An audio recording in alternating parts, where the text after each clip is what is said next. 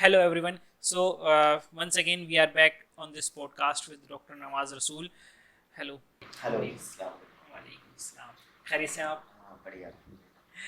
तो पिछली बार हमने इनसे इनकी पीएचडी के बारे में जाना था, किस तरीके से इन्होंने अपनी पीएचडी स्टार्ट की, क्या क्या इन्होंने उसके अंदर किया है, किस किस तरीके से स्ट्रगल्स आए हैं इनको।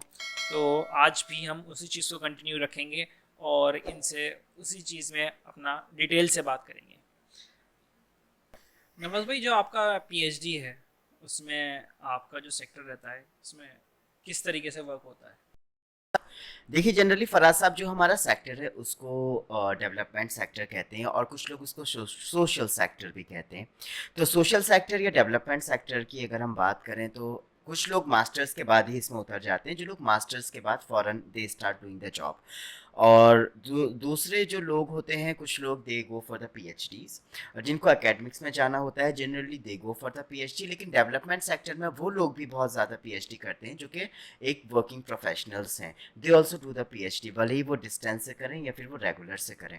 लेकिन what I would suggest personally, अगर कोई मुझसे ये कहे तो आई वुड रियली सजेस्ट कि वो अगर किसी को एकेडमिक्स में नहीं जाना है देन इट इज़ बेटर कि वो अपना मास्टर्स के बाद ही वो डेवलपमेंट सेक्टर की जॉब्स पकड़ लें। और किस जिनको डेवलपमेंट सेक्टर में लेट्स से एकेडमिक्स में जाना है देन इट इज़ जो मस्ट है वो यही है कि पीएचडी की जाए और पीएचडी करने के बाद फिर अपना करियर आगे बढ़ाया जाए। अच्छा, फिर पीएचडी करने के बाद लोग जिनको लेट्स से कि पीएचडी करने के बाद if they are not getting job या फिर if they are not getting the amount that they are looking for. Actually जब हम पीएचडी कर लेते हैं फिर उसके बाद फिर अगर कोई हमको हायर करता है तो बहुत सारी ऑर्गेनाइजेशंस ऐसी होती हैं they don't consider your PhD as an experience, but there are अच्छा। some organizations जो कि PhD को as a experience consider करते हैं। And those who are considering the your PhD as an experience, तो उनके लिए तो बेहतर है, they get an hike जो वो पहले से ले रहे थे। लेकिन बहुत जगह पर if they are not considering your PhD as an experience, then वो लोग उतना अमाउंट नहीं देते हैं। तो hardly they would get like 40,000 50,000, then after they start their entire career again। तो बहुत सारे लोग क्या करते हैं कि they go for the post doc. तो पीएचडी के बाद बहुत सारे लोग they might work in some project in any institute, but then after अगर किसी को एकेडमिक्स में ही अपना करियर कार्व आउट करना है तो they go for the post doc. और वो post doc generally I would suggest कि अगर किसी को करना है तो इट इज़ ऑलवेज बेटर कि आप फॉरेन कंट्री से करें जा करके। बट लेट्स से कि अगर आपको पोस्ट डॉक इंडिया में भी मिल रहा है कहीं पर किसी इंस्टीट्यूट में तो बेटर है ज्वाइन कर लें आप, क्योंकि ये है कि you still get higher salary जो कि एक हमारा डेवलपमेंट सेक्टर में मिलता है। अगर आपको एकेडमिक्स में जाना है देन ओनली। अगर एकेडमिक्स के बारे में आपने नहीं सोचा है देन इट इज़ बेटर कि you join organization and you join as a research associate, or whether you join as a data analyst, or whether you join as a researcher, monitoring and evaluation intern और what ever. Not intern क्योंकि उसके बाद तो intern तो नहीं, but या monitoring and evaluation officer. तो ये सब हमारे करियर प्रोस्पेक्ट्स हैं, प्रोफाइल्स हैं जहाँ पर के लोग जाकर के जॉब करते हैं। ओके। सो इसमें एक हो गया आपका एकेडमिक वाला एक्सपेक्ट, जो लोग like professors in colleges, you mean to say that is the Yes. academic aspect you are saying, and the other one is researchers, scientists, all these persons. Okay. So in your eyes, which is the better fit, the academic or the My other? goodness, you are really taking me out from there. But yeah, what I would suggest is, yeah, it totally depends upon the person. It is never, I won't say it is not good one way or the other, but I think it totally depends upon the inclinations of a person. उसकी proclivities क्या है, वो किधर ज़्यादा inclined होता है कोई भी बंदा। लाइक अगर आप किसी से बात करेंगे तो वो बहुत ज़्यादा कभी कभी कंफ्यूजिंग भी हो जाता है। लेट्स से कि अगर कोई मुझसे आकर के पूछता है he is more inclined towards academics, और मैं उससे कहूँ कि डेवलपमेंट सेक्टर में आप जाकर के जॉब कर लो या फिर आप सोशल सेक्टर की जॉब्स को पकड़ लो, तो वो एक थोड़ा सा ये होता है कि I keep an open to the persons choices, persons की क्या इंक्लिनेशंस हैं। आई थिंक कि वो ज़्यादा इंपॉर्टेंट है रादर देन कि क्या बेस्ट है किसी के लिए। बट ये of course I would just add on to here कि अगर किसी का इंटरेस्ट है for the academics then definitely they should go for the academics. Okay, but in terms of the monetary benefit, if we talk about, which field have the like which sector have the more monetary benefit, because most of the viewers will definitely thinking that okay, अगर मैं academics में जाता हूँ क्या मेरे को higher package मिलेगा, या अगर मैं अदर साइड पे जाता हूँ तो मेरे को हायर पैकेज मिलेगा.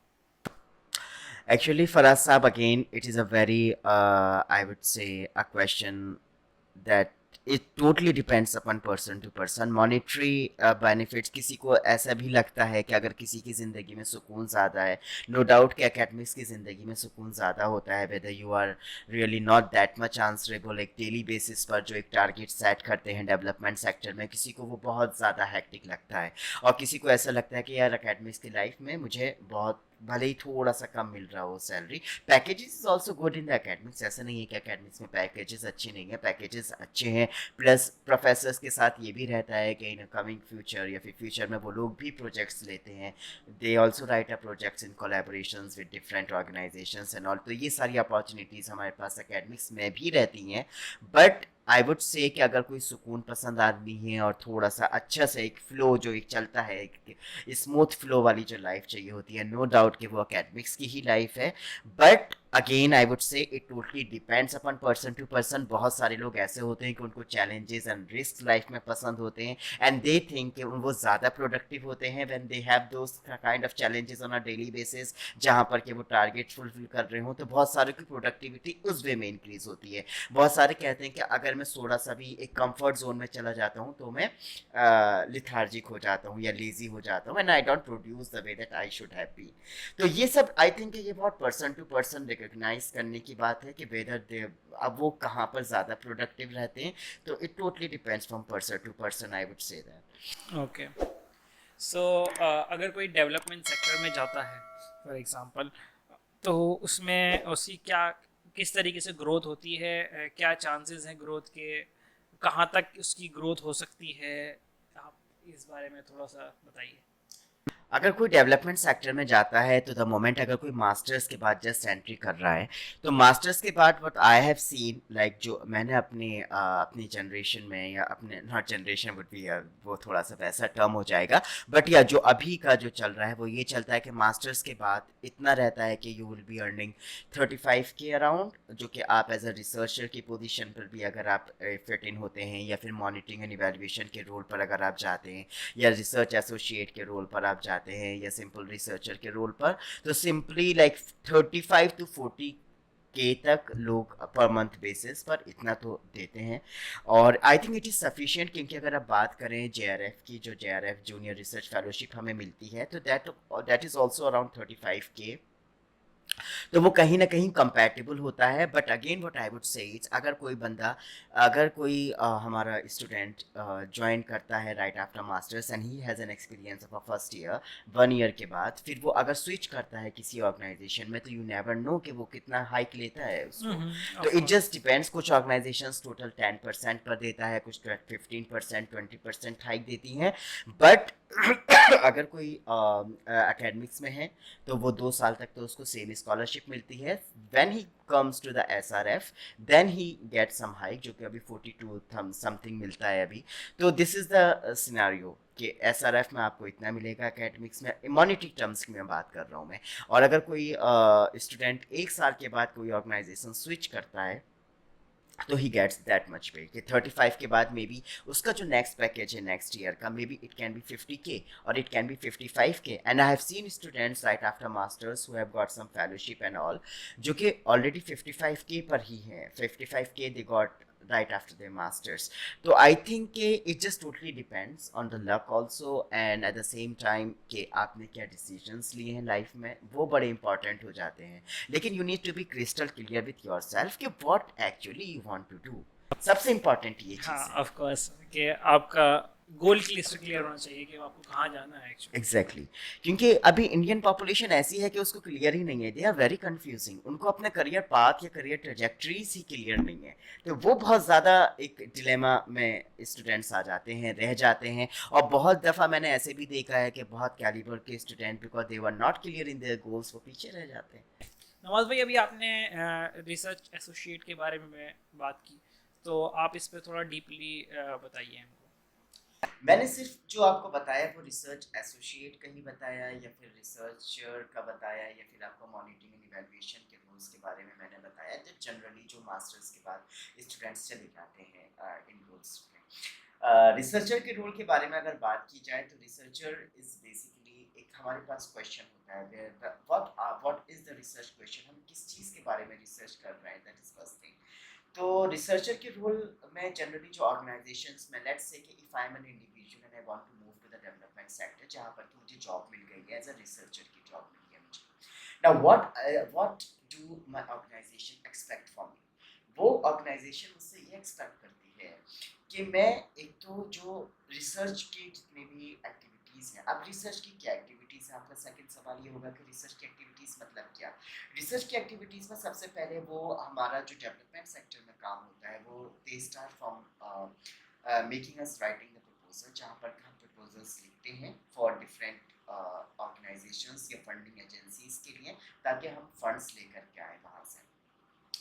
दूसरा फिर जो हमारे पास डेटा है, जो रिसर्च का जो हमारे पास फील्ड का डेटा है, वो डेटा एनालिसिस के लिए दिया जाता है, and then we bring the reports out of it. Generally ये काम रहता है हमारा। जब हम मॉनिटरिंग एंड इवैल्यूएशन के रोल पर, see how the things are related to each other. ये आप देखें कि जनरली जब कोई बंदा एज अ रिसर्चर की पोजीशन पर गया है, एट द सेम टाइम वो क्या कर रहा है कि कुछ पार्ट मॉनिटरिंग एंड इवैल्यूएशन का भी कर रहा है। तो moment you enter to any organisation, you are also taking part into M&E activities, जो कि मॉनिटरिंग एंड इवैल्यूएशन की एक्टिविटीज कहलाई जाती हैं जनरली। तो मॉनिटरिंग एंड इवैल्यूएशन में क्या होता है कि जनरली एक प्रोजेक्ट है हमारे पास, उस पूरे प्रोजेक्ट का मॉनिटर करना, मतलब ये देखना कि ये जो हमारी एक्टिविटीज़ हैं, जो इनपुट्स हैं, जो हमारी एक्टिविटीज़ हैं या जो हमारा आउटपुट है, तो वो सारे के सारे जो 3 एक्टिविटीज़ हैं उनको हमें मॉनिटर करना होता है कि ये जो एक्टिविटीज़ हैं या ये जो हमारे पास टास्क हैं, ये अपने हमारे ऑब्जेक्टिव्स हैं या जो हमारे डे टू डे बेसिस के हमने रूल्स डिफाइन किए हुए हैं उससे वो हट करके नहीं हो रहे हो। लेट्स से कि मुझे एक्टिविटीज़, मुझे मैंने ये डिसाइड किया है कि आज के दिन मुझे ये कराना है, या फिर आज के दिन मेरा इतना डेटा सेट मेरा कंप्लीट हो जाना चाहिए।